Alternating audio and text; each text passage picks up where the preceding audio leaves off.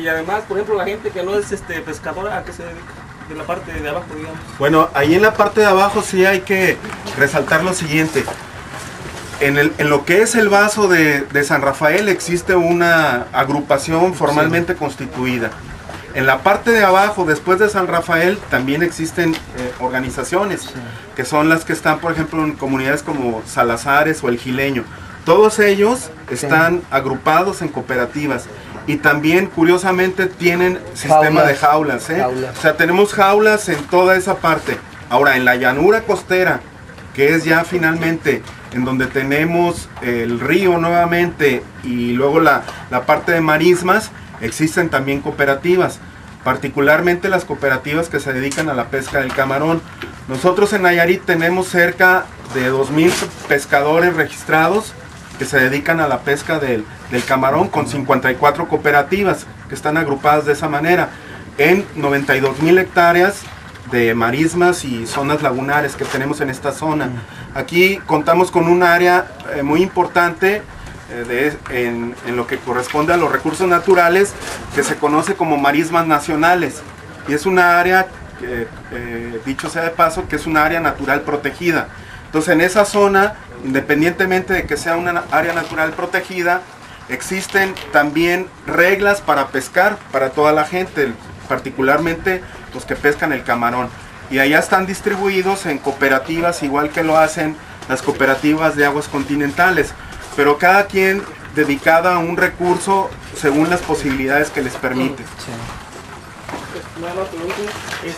Bueno, no sé qué tanto sea el control de calidad aquí, pero no sé, tal vez falta un poquito de infraestructura o control, no sé, para mejoramiento del apartado de pescado, o de, no sé, el escamado o algo. Sí, yo creo y coincido plenamente contigo, ¿Y lo cuidan? sí nos hace, ¿perdón? Sí, lo cuidan, ¿no? Sí hace falta control de calidad, ¿verdad? Sin duda eso es algo que se está trabajando en ese sentido. Y digo que se está trabajando porque el gobierno del estado, tenemos nosotros información, ya que nos han pedido de repente que acudamos a las reuniones, sobre todo aquellas reuniones en donde se tratan temas de las presas, por la costumbre de que nos vieron durante mucho tiempo trabajando con la gente. Entonces nos llaman, a ver, ustedes son los que han vivido en las presas durante 10 años y tienen algo que decirnos. Entonces acudimos a esas reuniones y en los últimos meses que se ha trabajado en eso, particularmente para el caso de Aguamilpa, se pretende que con los recursos de Alianza se pueda instalar un centro de recepción más formal, en donde exista desde luego una plancha de concreto, donde tengamos nosotros condiciones de sanidad que cumpla con toda la normatividad, que tengamos también agua potable en condiciones. Y el proyecto lo que busca es, dada la cantidad que se produce aquí, que tenga la posibilidad de tener una fileteadora, de tal suerte que podamos presentar no solamente la producción en entero fresco, sino algo que le interesa mucho al gobierno es que presentemos los productos con cierto valor agregado, de tal manera que nosotros tengamos empleo para la gente que se dedica a la fileteada, pero que tengamos también un valor más alto de nuestra producción. De tal manera que si ahorita el pescado, no sé cómo arrancó, 12 pesos el kilo.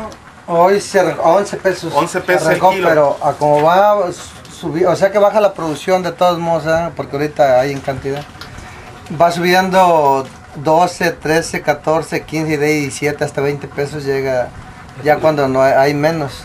Sí, esto funciona conforme a la oferta y la demanda, ¿verdad? Siempre arrancan con un precio, yo estimaba que fuera en 12, me corrigen que es 11, pero en la medida en que la producción va disminuyendo y la demanda es alta, entonces el precio se sube.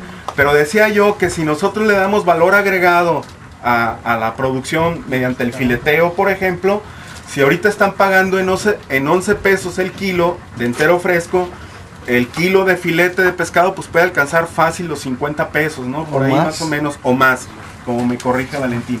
Entonces, damos empleo y obtenemos también mayor dinero. ¿De dónde sacamos los recursos para la infraestructura?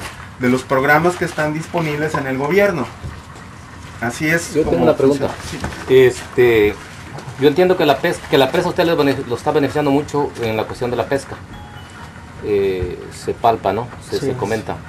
Aparte de la pesca, ustedes a la presa, ¿qué otro beneficio le ven que les trajo a su comunidad o a estas comunidades? Tú que eres poblador de aquí, Sí, mejor a tú nosotros dime. nos trajo lo de el empleo de tener lanchas, sacar un dinero adicional para nosotros. Y además que viene mucha gente de afuera. Al venir turismo aquí a la presa de Aguamilpa, para nosotros nos trae más recursos, más beneficios. Vivir más deshogadamente para todo. Porque antes nosotros aquí, así como ve todo esto, todos los terrenos, así estaban, no teníamos playa, no teníamos nada. Son puros cerriles, puros cerros secos. Aquí hay, ahorita, al tiempo que estamos, ya no nos llueve tanto aquí, y aún sin embargo aquí en la presa sí nos mantenemos, porque sembramos ahorita un familito o algo así de temporal y no se alcanza a dar ya la milpa. La cosecha ya no se dan, ya no son los tiempos de antes. Aquí era muy llovedor antes y ahora ya no.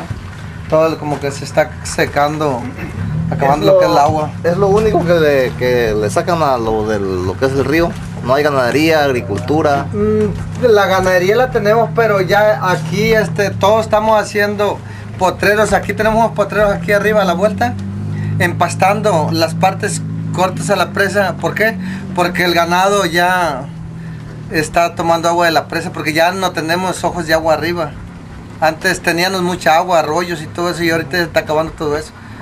Y tenemos jagüeyes también que Comisión Federal nos ayudó a hacer, y otros por el gobierno del estado, también para el mantenimiento del ganado. ¿Usted cómo ve? Es obvio que aquí tenemos bastante agua. Sí. Los que viven fuera de aquí para allá, a partes bajas, tienen ahora más agua que antes. Pues esto los benefició más aún todavía. ¿Por qué? Porque antes este río se daba unas venidas tan grandes que no tenía control, se llevaba ranchos para abajo, y ahora ya se benefició porque hay una reguladora de agua aquí. Ya les están mandando al agua, nada más que no se lleve los ranchos que están como se les lleva antes. Abajo está una represa que ahí les está regulando otra vez también el agua para abajo. Ya no se les va tanto el agua más que la que requiera el río. Ahí está más regulado todavía para todo, cualquier.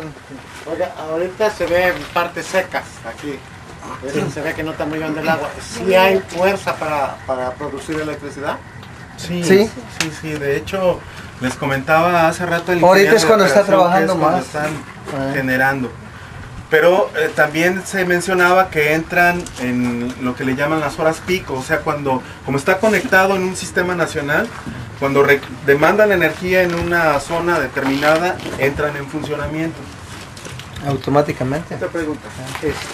Antes de que se hiciera la presa y se hablaba del proyecto que se iba a formar una presa, ¿qué pensaba la gente antes? Pues en trabajar nomás, en que nos iba a traer recursos. ¿Por qué? Porque nos beneficiamos desde el momento que empezaron los trabajos ahí, los proyectos, para que trabajó mucho, casi toda la mayoría de la gente de las comunidades trabajaba aquí en la presa.